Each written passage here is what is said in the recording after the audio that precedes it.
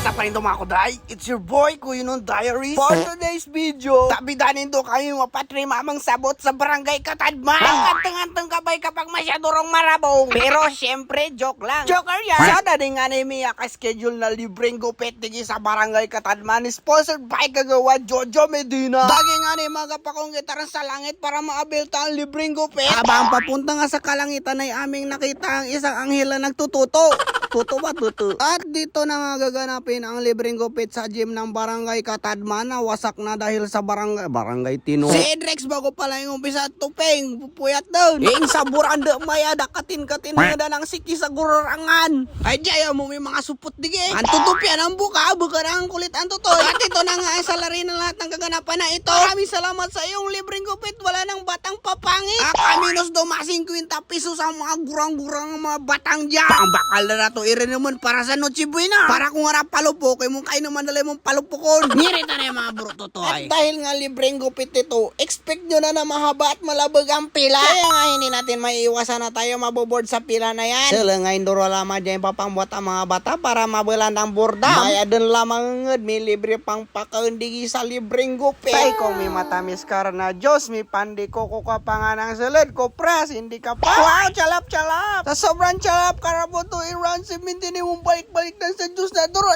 Hindi nga may kakaila ang yaminess ng juiciness at nandiyan na nga nakikita niyo sila nagtatarabangan na dyan sa Diyos. Ay bakit ang kinapkap mo na ang plastic na baso? Ano kayang style yung pinapagupit nito? Burikat? Ay kung burikat doon, hindi ka pa. Sa pagkalabang-labang at sa pagkahaba-haba ng pila, ay sa wakas tayo na rin ang magpapagupit. The long waiting shed is over. Siya at kikagawan. Sila ngayon na ikatagada kang buhok pero dahil nga libreng gupit, mapatupik kita maski si Paya pang murutag na tang mo. At ang ipapatupig alin na ay daud cut. Alaman indorang daud cut. Daud cut aka bonot cut. Ang pangalan pala ng barbero ko ngayon ay si nickname.